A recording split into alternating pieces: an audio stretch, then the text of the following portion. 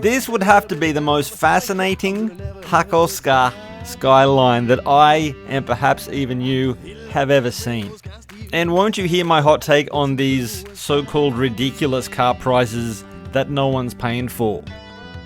And wait till you see where this one goes. That's right, coming at you, my man Dan, the Australian in Japan, bringing you them classic autos from across the sea, showing them to you and me. There is something really non-Japanese about this 1970 Nissan Skyline 2000 GT two-door hardtop, and I'll do my best to tell you my thinking on that. But one thing that is without question is that this is one of the earliest two-door hardtops, of course from 1970, but the last 6 digits of the serial number, 0001, that's one of the early ones. Speaking of identifying information, my name is Daniel O'Grady. Thank you so much for joining me. Hope you're doing well. Now, something I'd like to impress upon you all is the feeling I get when I see this car, and that is that it has been re-imported. Yeah, like in Australia, they import from South Africa Fords and Holdens. They've just got a look about them that is different. And I'd speculate that people in the States, when they re-import their old Mopars and Chevys and whatnot from Europe, they'd look a bit different. And that is indeed the vibe I'm picking up when I see this one. There is that vinyl roof, and though rare, I do see some fine examples getting about. This one, for example. You wanted to see more? So that there is a vinyl roof is not a major factor, though seeing it on a red body is unusual, I will grant that. More oddness about this car is the chrome protective strips on the doors. That's odd.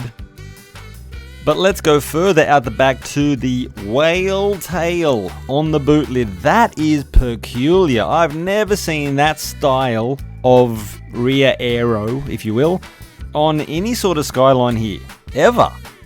It has a Datsun badge on it. What? But no way that's been shoehorned in there from, say, a 510 Bluebird, given the contours of a Hakosuka Skyline boot. Yeah, calling all Skyline nerds, so if you know anyone who could shed some light on that rear tail, that would be greatly appreciated. One thing I am able to figure out on my lonesome is that it does have GTR badges front and rear. Clearly, that's been added on. The engine would be the L Series 2-litre engine. Also, and obviously, the rear wheel arches haven't been carved out. It retains the surf line, so there's no danger of this car being a GTR. And I've just recalled another thing peculiar about this car. The wheels, you're thinking they're Watanabe RS, aren't you? I did. The brand is Mag Road. A little bit of Googling suggests they're a Japanese wheel, though I have never ever seen these before in my life.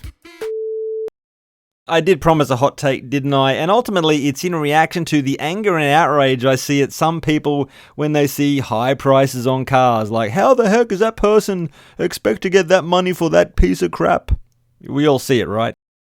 So I honestly never think that someone is asking way too much for a car, ever. Do I sound like a weirdo? Leave a comment. And seriously, if you do find yourself saying people are asking too much, leave a comment. I'd love to read it. But ultimately, I believe, and I think the laws of our existence agrees, that there's a thing called supply and demand. There's a limited supply, prices goes up. And even if a car is quote-unquote expensive, then it likely will be too expensive if it's a car you're not really into. It's not worth it to you. But there's always someone out there that it is worth it to. And with that, let's get to this auction price, which is mind-blowing. And that is actually 5 million yen, and at the time was 115 yen per US dollar, so $43,500 is where we start. And then I sat there for the next 5 minutes sweating bullets because I probably shouldn't be filming here, and it just kept going up and up and up, and at every moment I was absolutely certain, well, surely it's not going to go past here, and it will slow down and speed up again, and more bids were coming in. It would just go up and up. And as I said, this went on for 5 minutes, which I'm not going to put you through, but I sort of got to talk a little bit to build a suspense. So eventually we get to the magic number of 9 million yen. This is staggering. Like, this is not a GTR, people. And it keeps going up a little bit more and a little bit more. And ultimately we arrive at the value of $79,300 US dollars. Everyone, thanks so much for watching. Have you subscribed? Have you clicked the notification bell? Please do so. That'd be great.